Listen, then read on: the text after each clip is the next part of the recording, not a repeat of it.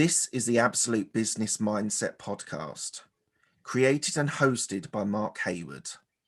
This podcast will interview entrepreneurs, business owners, and people in their careers. We will delve into their journey to success, key life milestones, and go deep into their area of expertise. Get ready to learn from other successes and failures. Today we have Angel Ribo, who is the CEO Confidant. Hello, Angel. How are you?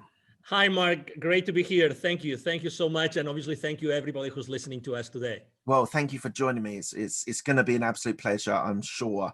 What I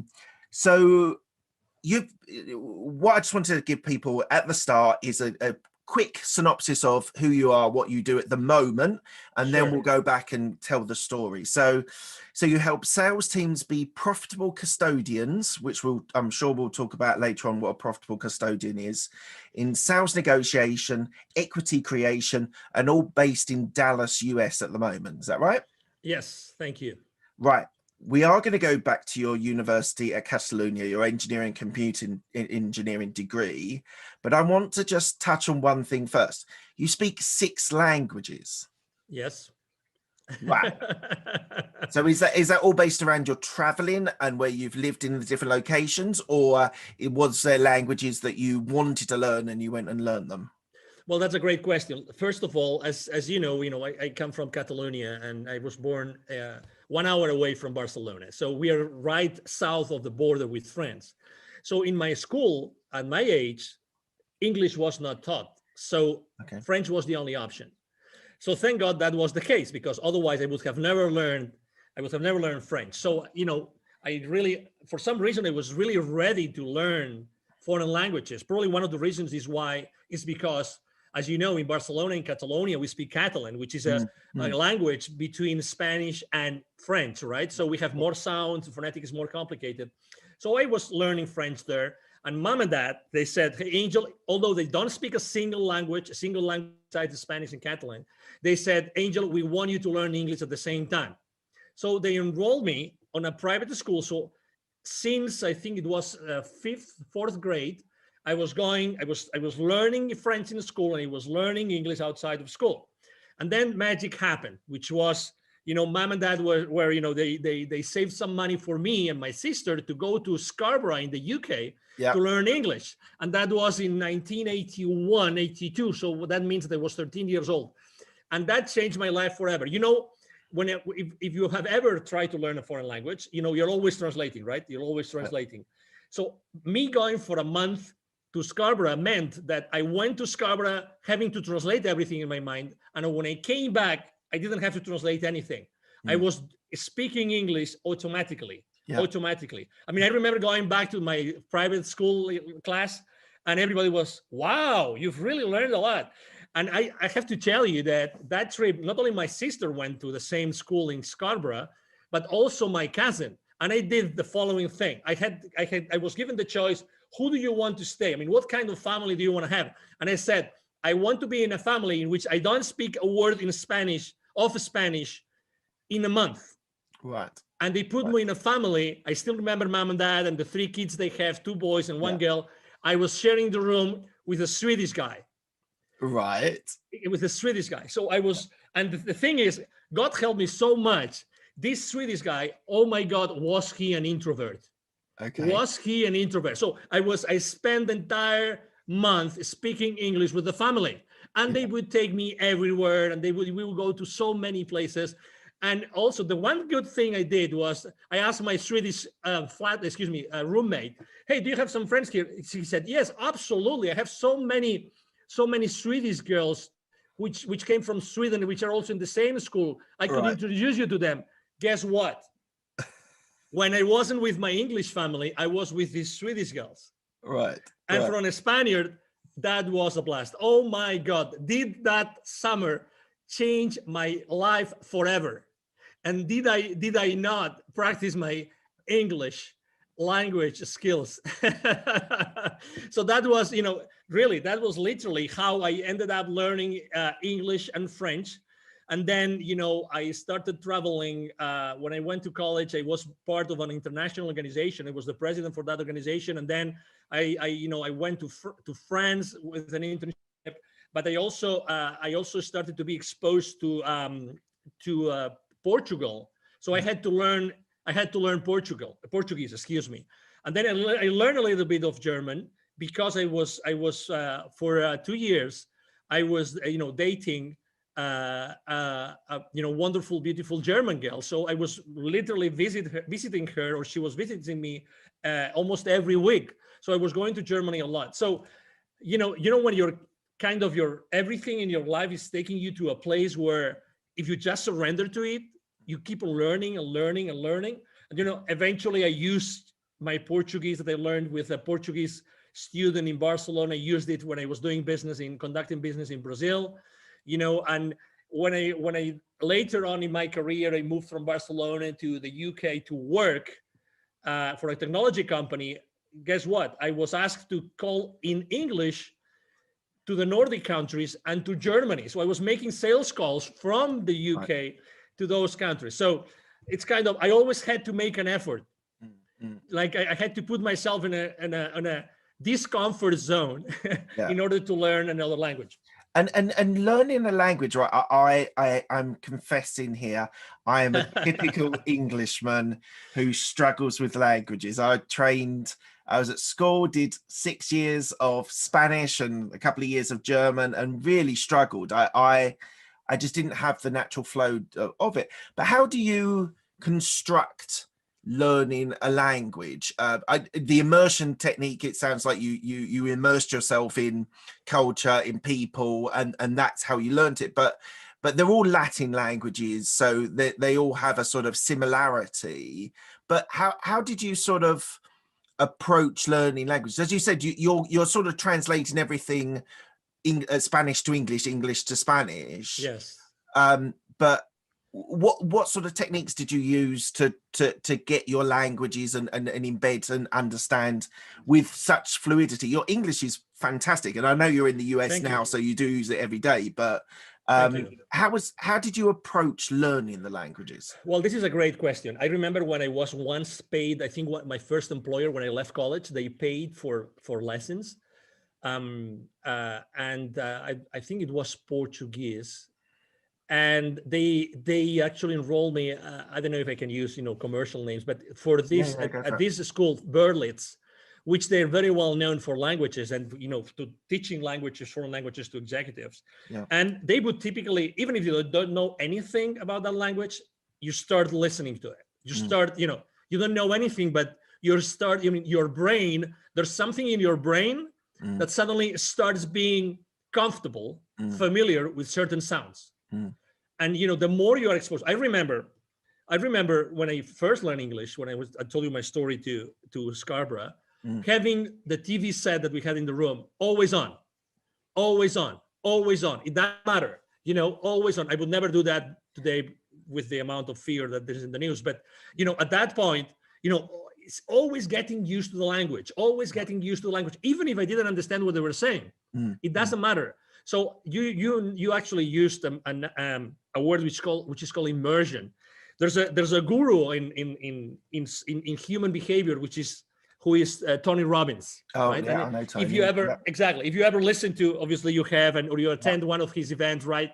He talks about immersion all the time. He always makes this funny story when he started to learn polo, being on his horse and everything. Immersion. Even if you had to pay to learn a skill, but you can literally land, land in a place where that particular skill is being used. Yeah, that's the best way to do it. And again, it doesn't have to be perfect. But put yourself in a position in which you are stressed out, literally. Right. You don't feel comfortable because you don't understand anything. It doesn't matter. But your brain is starting to tune into the expressions, the phonetics. As you know, there's a certain way that every language has its own music. Yeah. Besides its own syntactics and grammar and everything, it has its own music. I think that music is as important and as the language and the words themselves. That has been my experience, Mark. Fantastic. Thank you for that. So let's go to your university degree. So you did engineering, computer engineering. So Exactly. at the University of Catalonia. Yeah, yeah. So just tell me a little bit about your upbringing in Barcelona and why you chose to do computer engineering as a degree. Yeah, that's a great story. I'm just having, memories from my high school time now. So I was born in a city. You speak Spanish, you've probably been in Spain. I was born in a city called Lleida, which is 1 hour away from Barcelona. Okay, so it's a 250, 300,000 people, city. So it's still a small town. So when I was, in high school, and actually in middle school as well, that started in middle school, I really loved computers. I didn't have a computer at home. But in school we had this lab with 4 computers, and I don't know if they were of a British brand or an American brand. They were called Acorn. Acorn. Yeah. It was. Oh, you remember them? Oh my God. Yeah. So I mean, I remember. I right now I have in my mind the lab with those computers. Yeah. That one of them, guess what, had a tape recorder, so I could record my programs. Right. Oh my God, I loved it. I mean, I totally loved it. I remember that thanks to that, my dad bought me an Apple IIc computer while I was in high school. Apple IIc. Right. So it was the most fancy Apple II that existed at that time. One of the few in the place where I was, actually the only dealer in that place. They knew me because I was all the time there looking for, software and everything. So that's how I started to like computer science and computer engineering. I was really good in programming. As I was progressing, actually one of my father was a CEO of a conglomerate of food related industry. Right. Companies, and he asked me, hey, could you do this inventory program for us? Yeah. And then suddenly for the entire summer I started to write in basic language. Yeah. Okay, a program for taking for controlling the inventory of that particular, it actually was a fish farm. Okay. So, and I loved it so much. It was so good. Obviously, I always had great grades. So when it was time, my last year in high school, when I was a senior, and I was asked in Spain, you have to go through there's a grading system, right? And I had to pick which schools I wanted to, which colleges and universities. And I said, okay, so I would like to go to the school, computer engineering school in the Technical University of Catalonia. And I was, thank God I had very good grades, so I could get really into computer science. Yeah. But guess what? The first year was physics, math, calculus, programming, theory of information theory. I, with all due respect to all my professors and teachers and everything, I hated it. I hated it. Okay. I mean, the first semester was, I barely could pass, I think, 2 of the subjects. I mean, it was really difficult. And then the second semester, oh my God, I said, I don't like it. If this is computer science and computer engineering, I don't like it. I liked programming a little bit. I like the soft part of engineering of information technology, but I didn't like any of the rest. I said, oh my God, it's 5-year degree. Okay, I'm only at the second one. Oh my God. To be honest, I said, I don't know how am I gonna do this, but whatever. My parents are paying for this. I had to move from Lleida to Barcelona, so they were paying the rent and everything. So fast forward, to be honest, I had to wait actively 3 more years until, again, I liked computer engineering subjects because they were more like, computer engineering or computer science in organizations, information systems, stochastic processes, things that were really more attached to reality, as opposed to, calculus and side. Exactly. And I am a very hands-on guy. I really like to be around with people, and I like to have human contact. And I picture myself, am I going to be a computer analyst programmer the rest of my life? Oh my God, no. That's not going to be Angel Ribo at all. That's why, as you have read, that's why, really after I finished my degree, I said, I have to do something more related to business. because I think that's exactly where I could make a big Before impact. we go on your MBA, Yeah. just on the computer engineering, and it might be slightly different. I want to clarify. So we have in the UK something called computer science, and that is basically learning languages. And I'm interested. I was talking to someone, a friend of mine, who learned languages and then learned computer science, and that was like JavaScript and C# and all that sort of jazz. And he said that actually it was very easy to learn because it was just learning a new language. Did you have the same experience there as well? No. Okay. That was actually, it was called a degree when I started. It was called computer science. Right. But as all the, let's say, the names and titles changed throughout my career, actually they eventually called it computer engineering. So I started the studies, were being named like that. But as far as computer languages, no, we didn't really learn, this many computer language at all. I mean, I remember using, after the second semester, we did not learn any language anymore. So you didn't learn the programming. You were building the hardware, building the computers. And we learned both hardware and software. But what I'm trying to say, they taught the programming, the languages that they taught us, or the programming that they taught us were language independent. Right. Okay, so it was very much on how to do things, but not specifically with a language. We were using a universal language, and then literally we were given the freedom to use the language that we wanted. It could be any language. So that was, I mean, again, but if you realize, maybe if it was more like specific languages, maybe I would have liked it more. I don't know. But the reality is that everything seemed to me too abstract, and I wanted to go back to earth. And that's, as I mean, reflecting upon what I had done in high school, again, it was very down to earth. I was able to deliver specific results. I mean, as much as I am a strategic guy, but to be honest, I'm a strategic as far as the rubber can hit the road, really. Right. Otherwise, it doesn't serve me. Right. It doesn't serve me.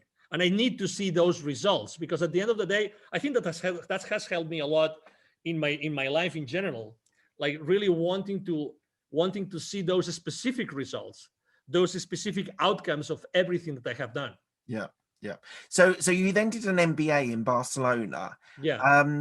Was that to give you the business experience? Yes. Actually, and one other question, sorry, a follow-up question. Yeah, of course. At that time, doing an MBA, did you want to be an employee working for a big, whether it's computers or whether it was a business or finance, wherever? Did you want to work for a big corporation, or did you want to be an entrepreneur at that stage? That's a great question. I'm going to tell you. So while I was studying, in order to make money, I was actually working at the same time. Right. And I was working, giving education, computer education, teaching WordPerfect and Lotus 1, 2, 3, to the employees of the university of my own college. Okay. Mm-hmm. But the first job that I got before I graduated, I was actually at the rector's office, at the president's office of my own university. Oh, wow. Okay. Because they opened a position in the international, it was called the rector's office, Department of International Relations. And that was my first job. My real first full-time job was like this. So it wasn't related to technology at all. So while I was having that, while I was, doing that job, I was there for 5-6 years. I was actually studying, my MBA. If you ask me why, because I really wanted to have a different perspective of the world. I wasn't thinking of where am I going to work, what kind of role I want to have. I wasn't that strategic. The only thing I knew was that I needed to have additional knowledge if I wanted to go with a higher level of comfort to work for any corporation. Right. So I started working in international programs, and then I started traveling extensively. And we had these wonderful relationships and trips to the UK to talk to the Imperial College and the University of Manchester School of Architecture. And we would go to all these many, universities in Europe, and also in the US and in Latin America, which were mainly the places where we would have, relationships and programs and things going on, right? So that was actually my first full-time job. And it was thanks to a bad personal experience that actually I decided to move out of Spain. But when I was still working, and let me tell you the story because you're going to like it. When I was still working at the university, a female headhunter came one day and said, Right. Angel, we want you in the private sector. I have this opportunity for you. I cannot disclose how I found you. And actually, I still don't know today why. Okay. But, well, I know why, but I don't know how they found me. But anyway, Okay. we would like you to work in this particular company. I think you would make a great fit. And it was an audiovisual company. Okay, so they would do all sorts of audiovisual productions of any size. It would be the launch of a new car for Jaguar, or it could be like the 100th anniversary of FC Barcelona, just to give you a couple of examples. Yeah. But the reason why I mentioned this is because eventually I was fired from that company. Okay, so that was interesting. What did you do? What did I not do? What did you not do? So there was a lot of politics involved in that company. I was hired by one guy, and I made a mistake, which is I allowed myself to say to accept a position because this guy said, "Hey, we are reorganizing this part of the company, and I'm not gonna be your boss anymore. So before I hand you over to the new boss, I want to give you the opportunity to go to another side of the company. It's up to you. You decide what you want to do." Right. Okay.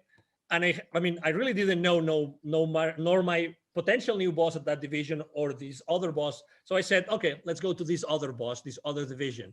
And that was my life sentence. Okay. That was, but anyway, but that's okay. And that was before. You learn from these experiences, don't you? My God. Oh, absolutely. Because, I was supposed to be in charge. Do you remember the 2000 effect?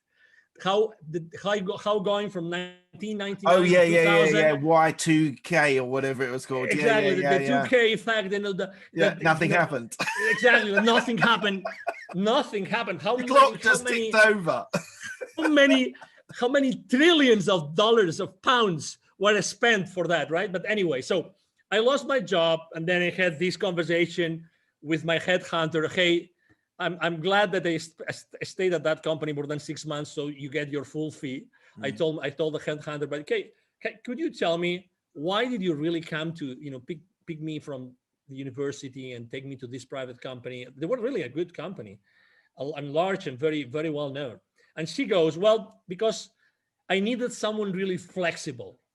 Okay. I needed someone. There was something that I really liked at the interview with you, Angel, which was and she said, so if you're ready for this explanation, Mark, she said your feminine side was the part that really attracted me.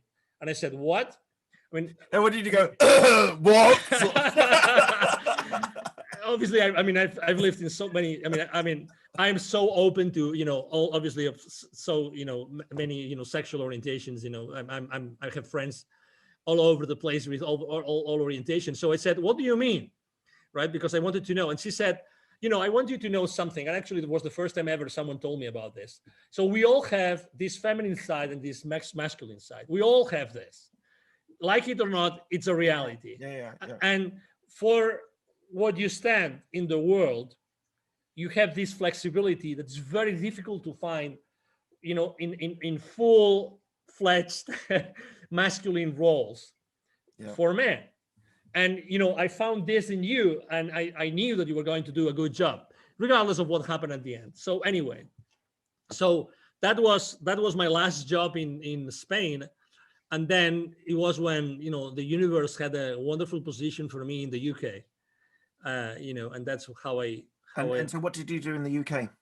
Yes, I worked for my first ever American company. Right. It was a high tech company in this technology park in Fleet. Yeah. I think is it Hampshire? Fleet. Hampshire. Yeah. I think it's Hampshire, exactly. So, and basically, I was part of the inside sales team. I started as an inside sales guy, and then inside sales team leader. And I was like, basically, first making phone calls, a lot of phone calls, trying to get appointments for my field reps. Right. And my field reps were in different countries, and I handed over those leads to them.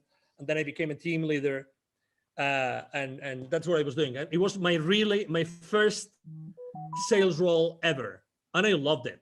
I loved you it. enjoyed it? It's a people business, isn't it? It's a people business, yes. And we had all those call blitzes, that we had to make X number of calls, and if you reach that goal, then you had a bonus, and then you would talk to the field reps, and they were super excited that you got them this amazing sales appointment with the CEO of that corporation.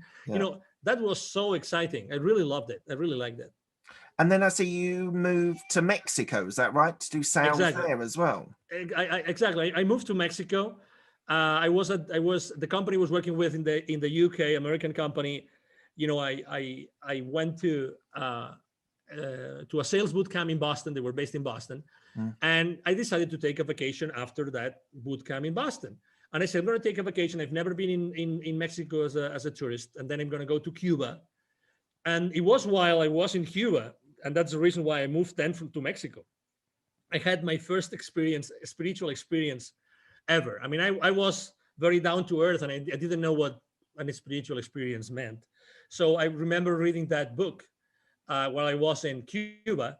And I was reading this book. Is called The Celestine Prophecy. I don't know if you've ever heard of this book. No. The Celestine Prophecy. I recommend it to you. Okay. It's written by a guy called James Redfield.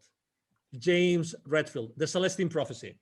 It's basically a book that talks about the energy and how everything is energy and everything around us is energy. I love the concept. When when you're reading something and you're feeling that you already know that, and you're feeling excited about this. So it's the story about a series of scrolls that are being found in the Amazon side of Peru. Okay. Right. So it's an amazing book. It's a fiction book, but the teaching just was amazing. So I remember turning the last page of the book, and as soon as I did that, I had this rush of energy going through me. I mean, I cannot explain it. Goosebumps, chills, you name it. Yeah. And I knew that I had to do something. I mean, I remember when the sun was setting. I was in Varadero in Cuba, that nice resort. And literally at that moment, I decided I want to go to work in Latin America. Okay. I went back to Fleet. I mean, I never explained this to anybody. Okay, now everybody knows because I have explained the story, but I never explained that to my managers. But I told my managers, both American, I told them, hey, I would like to go to work in Latin America. You tell me where you have an opening. And they said, well, we would like you in Mexico.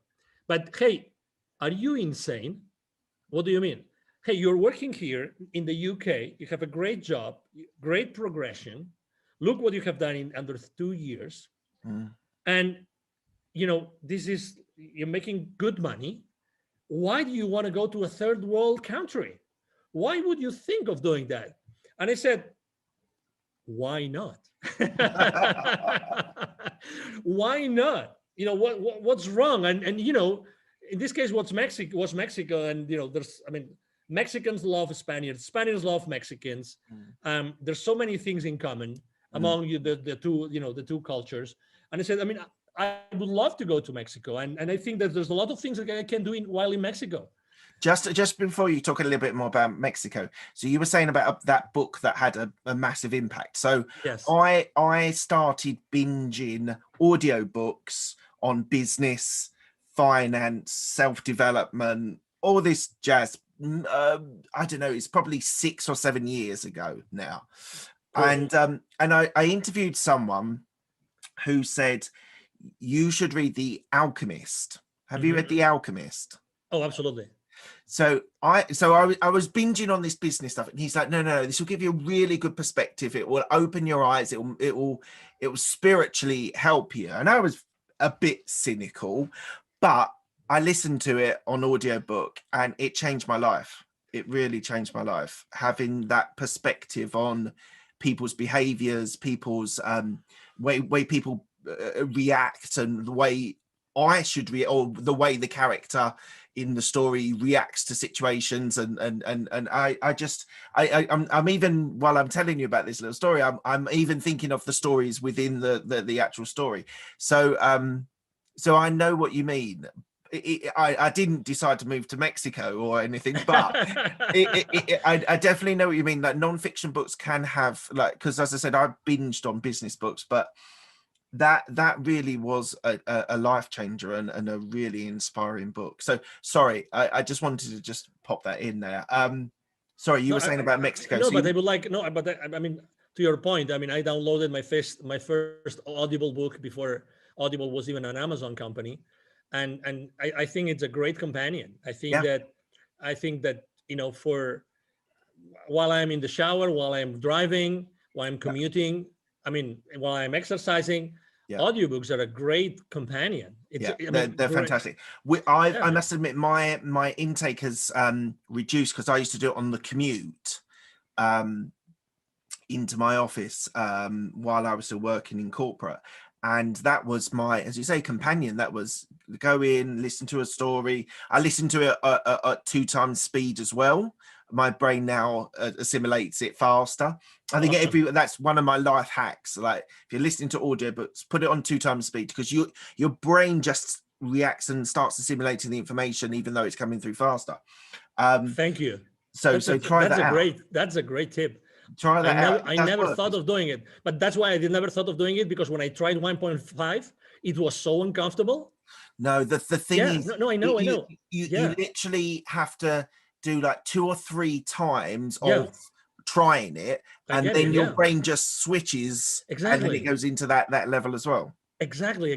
No, you just, absolutely. I mean, I am a follower of a guy called Dr. Joe Dispenza.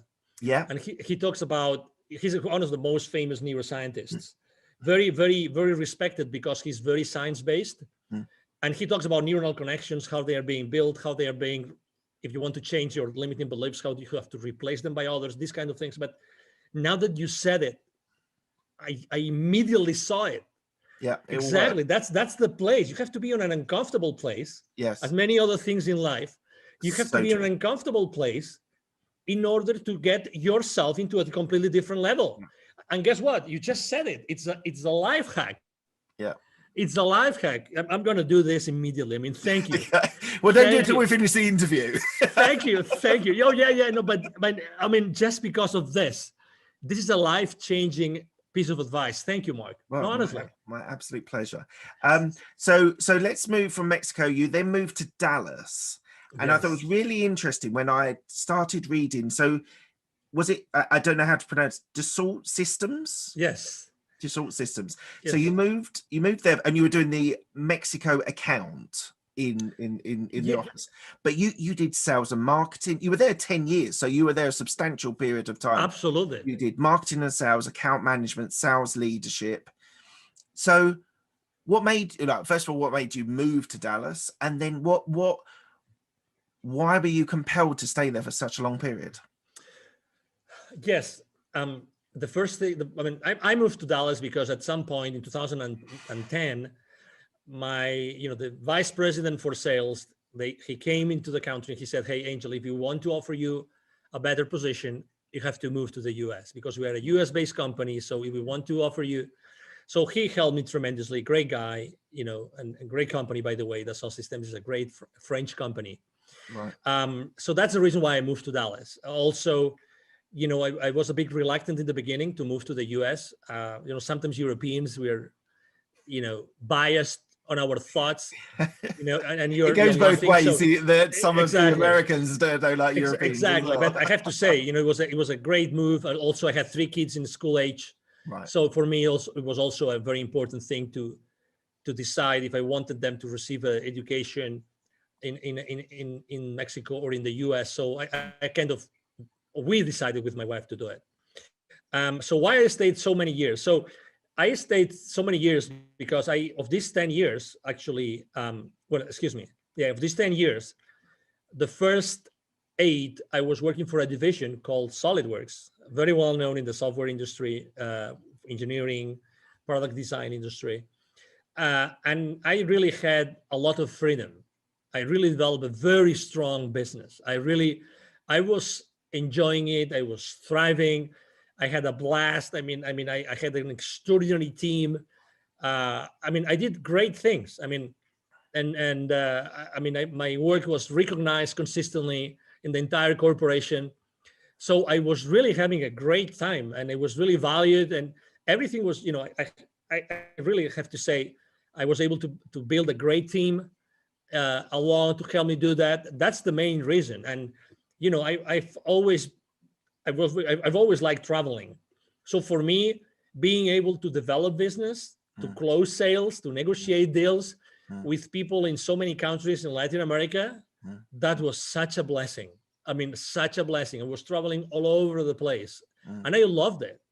Some people are maybe reluctant to travel, and when they offer a position, they say it's 50% travel or 75% travel. Yeah. For me, 100% travel was amazing, right? Because that's who I am. Don't ask me why. It's just who I am. Probably because of the languages, right? Because I feel like a citizen of the world, that I can go anywhere, and I like learning. I like being exposed to new things, and that's who I was. So that's why I stayed in the company for so long. And was there a specific career development that was opened up to you? And like, not necessarily your first day, but in the first year, they said, "Look, Angel, we think you can keep progressing." Like, what was it opened up to you, or did you have to fight for the progression? Like, what was? I had to fight for the progression. I suppose you were in sales, so yes, I had to fight for the progression. Again, it is what it is, and again, you always put, wherever you are in your life, you have a scale, right? In your mind, right? And you put one things in one side and one things in the other. It's a matter of balance. So you find the right balance, So I was really, as I mentioned before, freedom. I had a lot of freedom to do a lot of things. I developed a certification process for my sales force, a certification process for my entire channel, distribution channel. I designed training programs. I had so much freedom, and I could do so many things. And we had no boundaries. We could do anything. And we deployed strategies in Latin America that nobody had deployed worldwide, literally. So I had so much trust from my managers and the leaders of the company. Oh my God. And again, I value my freedom a lot. A lot. And did you have a coach or a mentor there? You said about the person who brought you in. What was that available to you? Not really. That's a great question. I think that I always learn through exposing myself, through being in uncomfortable places, and being the one doing stuff. Probably my passion and my enthusiasm helped me a lot, so that when I was proposing something, people would, go with me all the way. I was one of these guys that I would really, walk my talk. So people would come along with me, but there wasn't this written career path. I wish, because that gives you a lot of certainty. That's why, I was, people talk about the term like a corporate survivor. Yeah. In the sense that even though there was not such a career path specifically laid out for you, still I was able to thrive, and I was able to get different positions. I started as a sales rep or a sales manager, and then I started to incorporating territories. That's something that happens at corporate, right? You keep on bringing additional territories, additional revenue, right? And eventually, when I moved to the US, I incorporated, strategic accounts and accounts that were present at both sides of the board, and these kind of things. Right.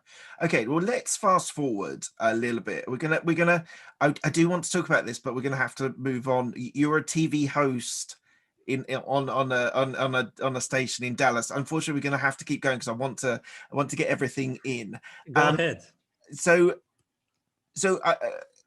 what I suddenly started seeing at a certain point of your career, you created CEO Confidant, which we'll talk about in a minute, but you started doing philanthropic, it's charity work that you started to do. So you became the president and co-founder of Wisdom for Kids, and you also, this is not so charity, but you became the CEO of Divine Human Ventures, which is helping the gap globally for companies to reach different parts of the world. So what made you take that shift, which is beyond the sort of corporate or entrepreneurial world, into those areas as well? Well, when I have to say, I started to prepare myself before I left corporate world in 2016. I started to prepare myself, and I started going to different conferences of people that knew about things that I thought could be valuable for me. Right. They were basically, these famous online marketeers, these people that have done, online launches, Yeah. that they know everything about coaching programs, sales funnels. So I attended so many conferences during 2014, 15, and eventually 16. So, so I prepared myself for doing that. I'm telling you about this because in 2015, 1 year before I left corporate America, I had a spiritual experience. Okay, it was the month of March. I was in Mexico City. It was a Saturday morning, and I was exhausted. I used to like to say when I was in the UK, I was knackered. Okay, Yeah. exactly. That's a great expression. So because I remember that morning very well because it changed my life forever.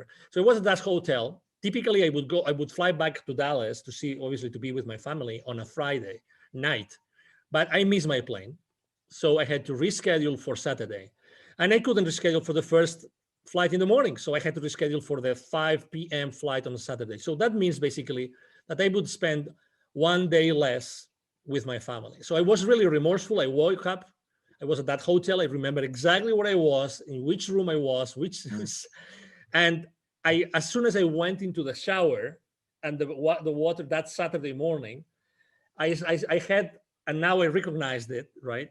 Or I then recognized it. I had a full-fledged like spiritual experience. So remember that what I told you that I had in Cuba before?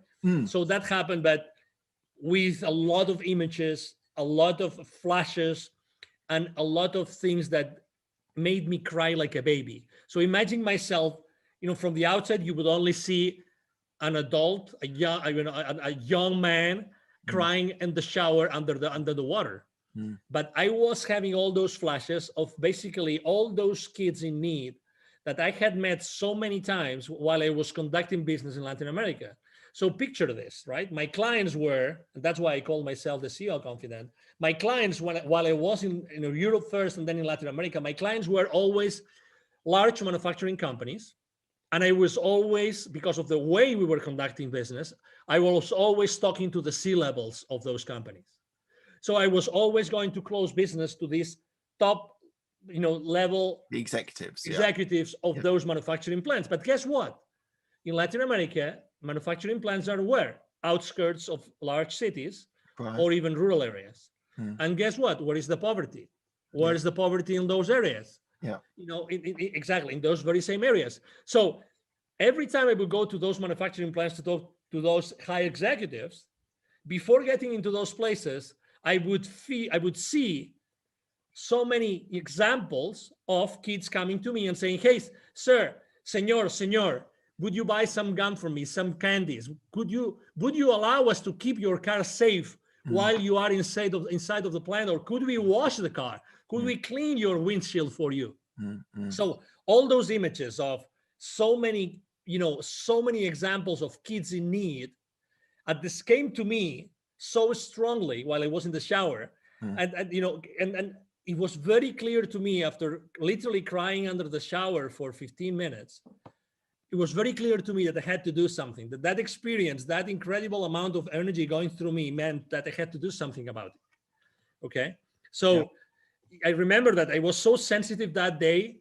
The gentleman, Mr. Martin, Mr. Martin, he was the guy that was like my driver in Mexico every time I would go to Mexico. So I remember having breakfast. He called me, "Hey, are you ready for the appointment we're gonna have this morning?" I said, No. You're gonna have breakfast with me today.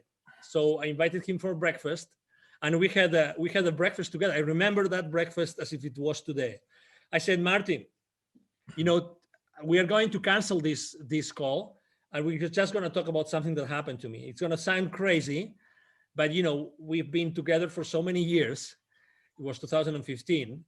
Okay, so I would like to share a story with you, and that's what I would like to do for the rest of my life. And I remember even crying over breakfast as I was explaining to him what had happened, a few minutes ago before, right? And that's the reason why. That's the reason why I said, "Oh my God, I have to do something." And that's what really triggered and ignited me deciding. Actually, I decided to create Wisdom for Kids with a friend of mine and his father, three co-founders, before I even decided to leave corporate America. But it was very clear to me that I was going to be the connector of the unconnected. Right. Right. The connector of the unconnected, the connector between this top layer from a success and wealth point of view with the bottom layer. Right. And obviously, through my work for so many years, I had not only sold and developed business, but I also had trained my distribution channel, my distributors, my resellers, my business partners. I had taught them how to become, good companies, I had helped them to grow their businesses. So I was always doing this, like helping these partners of ours, grow their businesses, but also eventually the main goal of all the services I'm providing to my own clients, to those manufacturing companies, was how to accelerate the growth of their businesses. Right. So you see, there was this common denominator. So it was very clear to me that what I had to do is I had to start this nonprofit. Eventually, we called it, Wisdom for Kids. But I called it. I had to start this because I said, if I don't do it myself with these two other people, who's going to do it? Who's in such a good position of being able to, tap into the genius of these top level people and at the same time helping the underprivileged? So tell me a success story. What have you managed to do part of this charity nonprofit? Yeah. So there's an area which I like to go, which is an indigenous community. I like to go to indigenous communities for many reasons. One of them is because 95% of kids in those communities are poor. Right. So when you go to those areas, the chances of making an impact increases dramatically because everybody lives under the threshold of poverty. Yeah. And I'm going to tell you a story of this area. It's in the north of the state of Puebla in Mexico. Okay. So in this area, there are 180 plus small communities. Many of them speak their own languages, originally from the Aztecs, Toltecs, this kind of, originally civilizations, let's say, or cultures. So one success story I can make is in a particular area, one of those sub-communities there, when we deliver our workshops, right, what we do is we do a lot of self-esteem work. We do a lot of neuro-linguistic programming, okay? Because we want to make sure that whatever we do in that community, it's sustainable. Exactly, it's sustainable, right? So we went to that place, and we basically started talking about, hey, you have to love yourself. I mean, this is kind of the message, right? I mean, we don't teach it like this. There's no whiteboard. We jump, we sing, we dance, all sorts of crazy things that you can imagine we do with the kids. Why? Because we connect with them, again, at an energy level. Yeah. We raise the energy of that place wherever we conduct our workshops. And that's the main goal. The main goal is we connect with them at such an energy level that, like, the most amazing part of the workshop, which is a 20-minute meditation, has the most impact. So for 1 hour and 40 minutes, we are preparing our kids for the most important part of the workshop, which is the meditation. Right. I mean, you have to think that we spent 2 years preparing the workshop. We had 2 PhD students preparing the workshop with us. Right. All right. So there's these 2 kids, which were brothers, which had different grades. One was second grade and the other one was third grade. And the story, the success story is because, we always say that we help underprivileged kids in Latin America become entrepreneurs using their local resources. We don't want them to go somewhere else to be successful. Yeah. We want them to become aware of the wealth and the resources which is around them. Yeah. Okay, so we told them, hey, okay, so what do you think you have here that people might like, right? And we started having that conversation, right? So we brought the mom of these two kids. Okay, we brought them and we say, okay, so what do you think we could do? And one of these kids really was very good with what he was doing with his hands, right? And we said, why don't you start making, and it's a very simple thing, but bracelets with stones that you were able to find here. Yeah. Actually, and they said, wow, that sounds really interesting. So we sat down with them, we sat down with the mom, and we made sure that they were going to, we were going to have a continuation, because the challenge there is not passing on the how to do something, it's to do it. It's actually to take action. Remember, it's not. There's one mantra that I always share with my business, with my clients, which is take imperfect action now. Yeah. That's my mantra. Take imperfect action now. So we sat down with them, and that was at the end of 2019, and we said, okay, so this is what we're gonna do. So we make sure that our local teams. We always have local teams. We do all of local teams when we go to a community. They're gonna make sure that you guys are gonna be following through. Okay, so our volunteers locally, have been talking to this mom and to these kids, and I know for a fact that these kids have been, selling those bracelets to the local community. In this area, actually, there's a former Toltec pyramid compound. So it's a very highly charged, again, energy place. It's a magic place. So they already have a place where tourists go, so they can sell those bracelets already to the local community. And after that, there's going to be many things that are going to happen. I mean, obviously, unfortunately, the world closed down, unfortunately, in 2020. But we're talking about incorporating other nature elements of nature into their bracelets, and obviously writing a story about that. We are very cautious about keeping the identity of those kids safe. We don't carry a single list. There's no list. I mean, of those 1,000 kids more plus that we have helped, we don't carry any single registry. We don't want anybody to hack into our information and use it inappropriately. We're very, very cautious about that. I think that privacy and confidentiality is extremely important today, and we want to keep those communities safe. So that's a great example. That's a very good example of a success story. That's fantastic, and all power to you. I think it's a wonderful idea. And what's so great about it for me is that you're inspiring children to perhaps be entrepreneurs, but in their community, in their country. They don't feel they have to go to America or go to the cities. They can develop within the local community, which I think is wonderful. I want to ask you a question which I don't often ask, but I'm intrigued. So you've described yourself as a global citizen. You travel all around the world. You are you speak many languages, and a lot of your time is traveling. And you mentioned a little bit earlier on about having 3 kids. So how do you balance being a global citizen and also being a parent of 3 kids? That's a great question.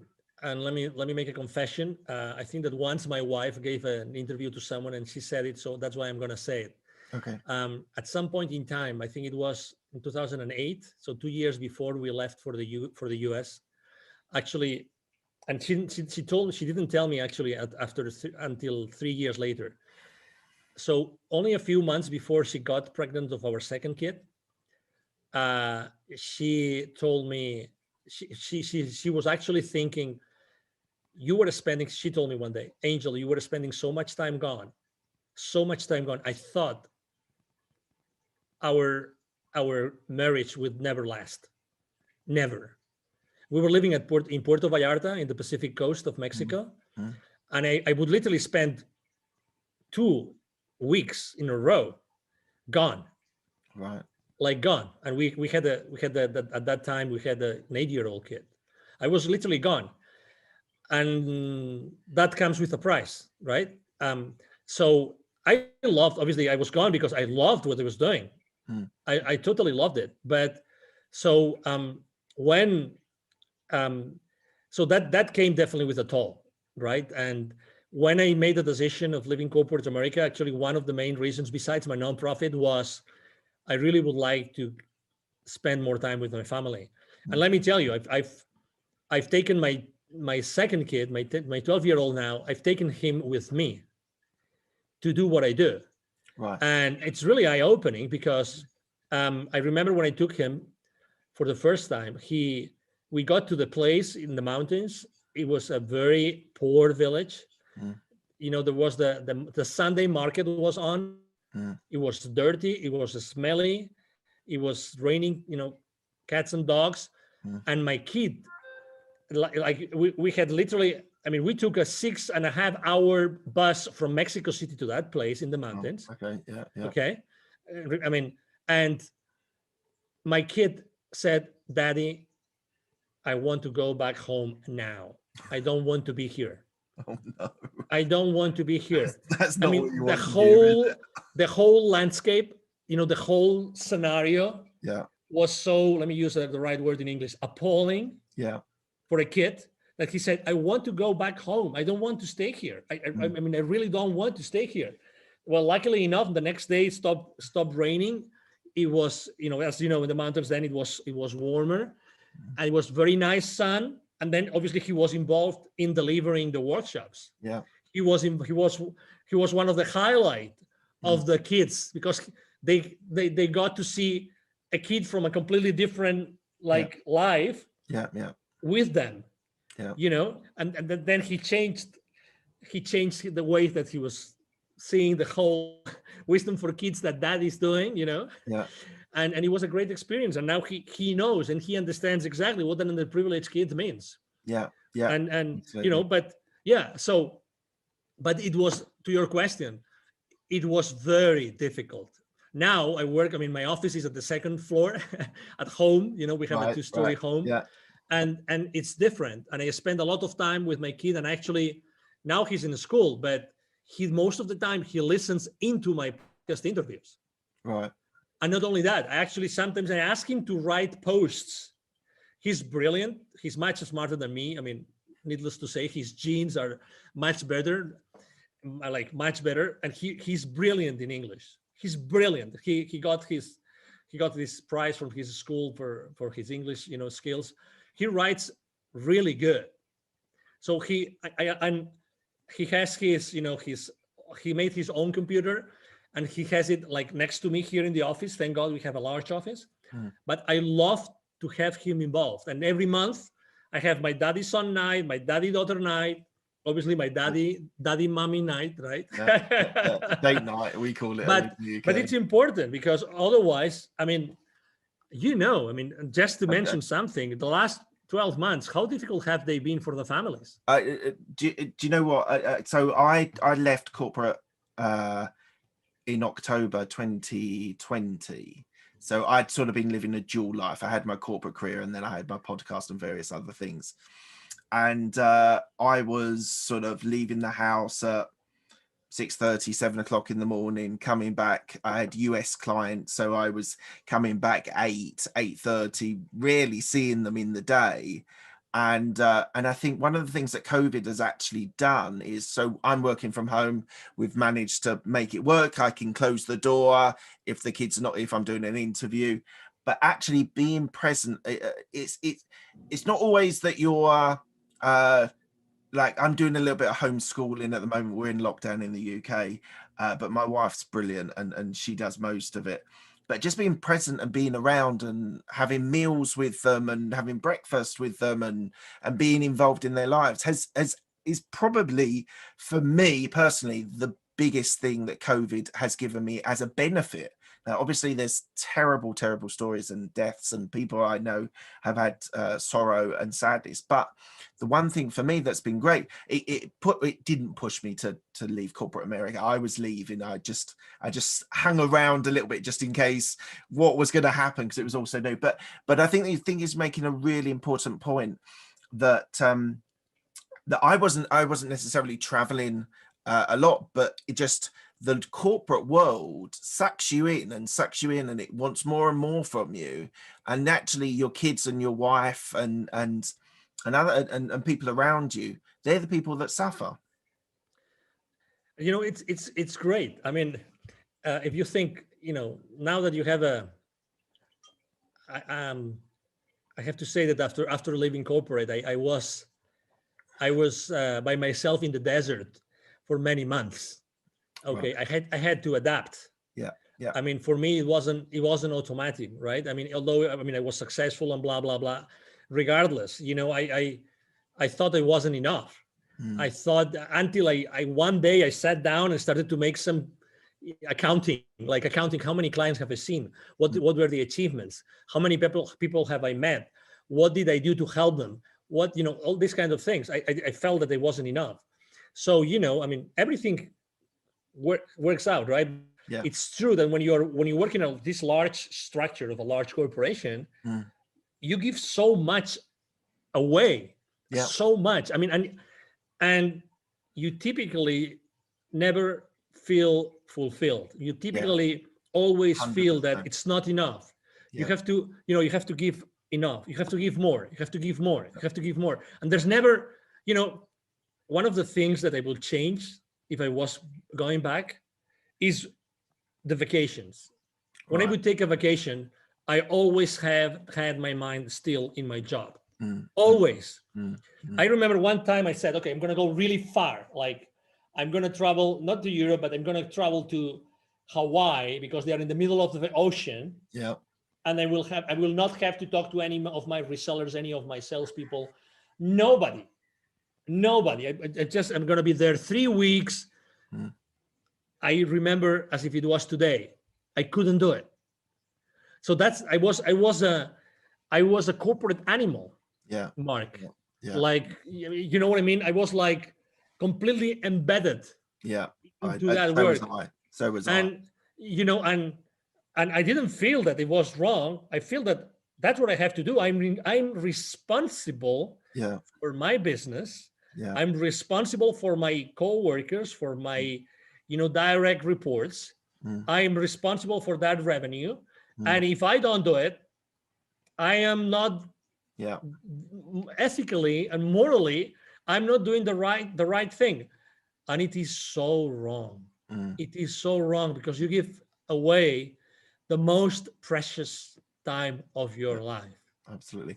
Right. Let's talk on some more cheery things. So your entrepreneurial experience is all based around the CEO Confidant. So, so it's about sales accountability. One of the things that I want you to talk about is a profitable custodian. Yeah. Now, this was a phrase which I've never seen. Now, I've interviewed probably 80 odd people, maybe. Yeah, about 80. And I've spoken to salespeople, people that started in sales. And so what is a profitable custodian? Yeah, so this is that term that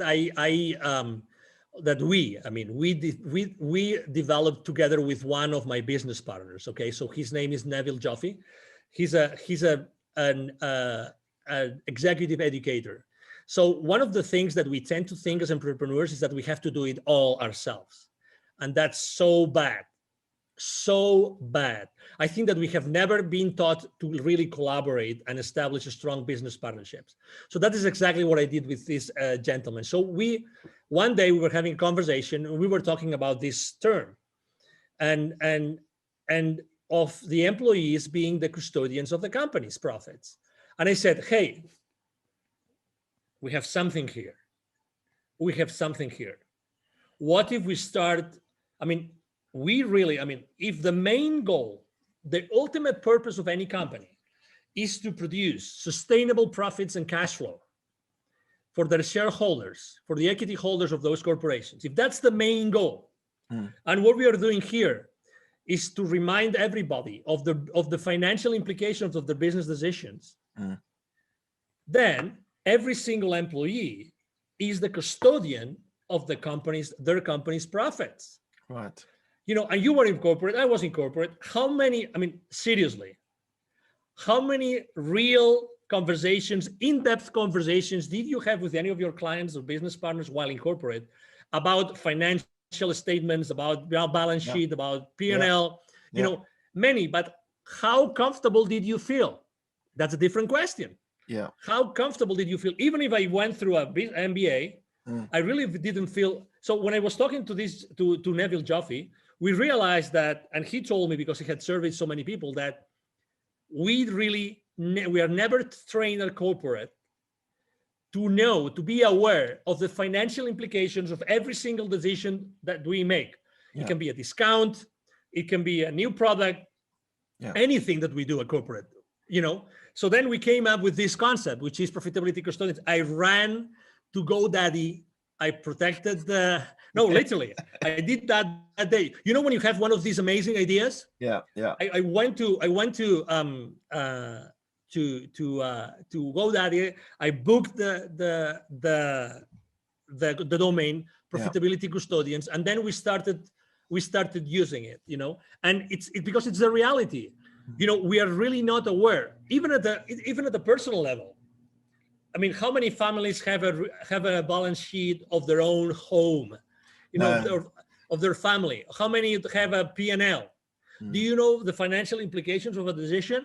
Well, roughly. The answer is roughly, right? Yeah. Do you know something that was a game changer for me? You were talking about books earlier on. Yeah. Remy Sethi, who wrote a book called Make You Rich or something, and it was a game changer again for me, because it started talking about, on a personal finance point of view, having different accounts for different things. So we had a Christmas account that we were putting money in every month, and that when Christmas came around, when you buy stupid amounts of presents for your kids and things like that, we had a fund for it, and we didn't even spend all the money that was available. So now that's rolled on to birthday funds when we want to buy the kids birthdays, and I've managed to be able to separate. So I now put every month a little bit away for tax, a little bit into this fund.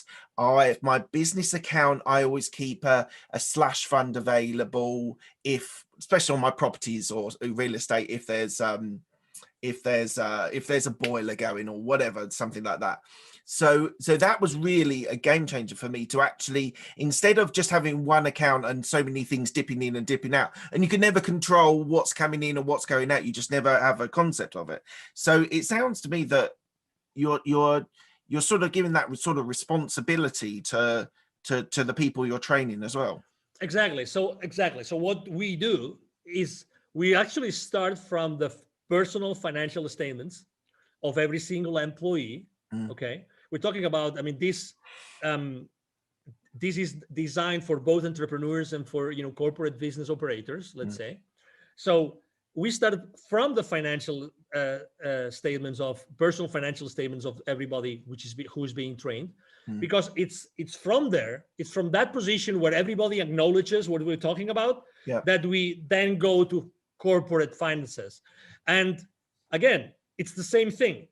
Wherever you are in the corporate arena, wherever you are in the corporate world, whatever the place in that matrix of your company is that you are, every single decision that you make has a financial implication. Yeah. So basically that means that every time you make a decision, you're actually signing a check. But the CFO doesn't know, but you're actually signing a check. Yeah. So every single employee are signing checks. That's why they are the profitability custodians. And exactly, it's a very unique term. But every single employee is the profitability custodian of the company's profits, because that's the nature of the company. And that's a blind spot. That's a big blind spot. We run, as you know, we are very active on LinkedIn. We run a survey on my profile. I run a survey asking, what do you think is the main blind spot of salespeople in the corporate world? And we expected that profitability would be one of the top places. It wasn't the top. It was not the top. So that's why, again, even though every single company exists, in order to produce sustainable to increase sustainably, shareholder value and cash flow, that's the main goal of a corporation, then very little is done at an employee level. Obviously, the CFO knows what he's doing, but how much is being done in order to align? 100%, especially in corporate, because people that I worked with. So I want to talk about innovation, but just on that. Go ahead. Well, I'll lead into innovation, but people that I worked with, they had no responsibility for their products that they were working on. They turned up and they did tasks, and that was they then left. And they had, as you say, they had no responsibility of trying to make it more efficient or to raise revenue or go out. And the reason why I was successful in it was because I was interested in business development and actually finding new clients, finding new markets. So I know sales is slightly different to what my experience of corporate America is, but how does innovation sit with the people that you work with in the sales environment? So innovation for you in the sales arena is different to I was in KPMG and PwC in their software, so I helped sell and implement software. But how does innovation sit for the sales market in corporate America, or even in entrepreneurs that you help? So are you talking about the importance of innovation within because my I think people, base? Or well, I think people just aren't aware of the importance of and I mean innovation as in making a difference, making a change, in trying to make something better, whether it's with a client or within an internal system or whatever. Yeah, I mean, I think that, in theory, everybody embraces innovation, right? Because innovation means you are able to create something new. We are all by nature creative. We love to create, but then there's this gap between, okay, I create all those things. You mentioned several products. You create those products, but okay, in order to deliver those, there's going to be something involved. In order to market those, there's going to be something involved. In order to sell them. So this is the gap which is being forgotten. So to be fair, because it's easy to talk about this, but in all fairness, the thing is, how many of us, while in corporate, we got the right education so that we were fully engaged with the rest of the organization, so that eventually the leadership team could keep us accountable. That's the thing. That's the thing. If you want to keep your employees accountable, it's not fair to do it unless everybody is really engaged because they have been provided with the right level of education. And that's where the gap is. That's where the gap is. And again, it's a matter of priorities. It's a matter of priorities. So for instance, I was also selling to many different industries. We were selling what is called product lifecycle management software. Okay. Right. So that means that our clients would be like corporations, that they would have some products that they would send to the market, and obviously they wanted to launch those products to the market faster than the competition, blah blah blah. Obviously innovation was always there because our tools were helping them to be really innovative and to launch to market, the time to market, right? Time to market.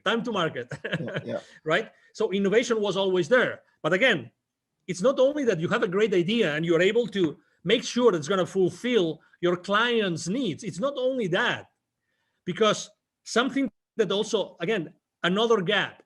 When you're selling something, how many times do you really care about the profitability of your client when they buy from you? Because at the very second that you close a deal with them, you become a liability. You become a liability in your client's financial statements. Yes. And it's a great revenue for you. Yeah. But until the returns, until the client sees the returns, you are a liability. You tell me, as a salesperson, how many times you have the tough love conversation, the tough conversation with your client, in which you say, okay, but I'm only going to sell to you unless we really have a tough conversation about how that is going to help you increase your profitability. Nobody does it. Nobody does it. Because why? Because it's a tough conversation.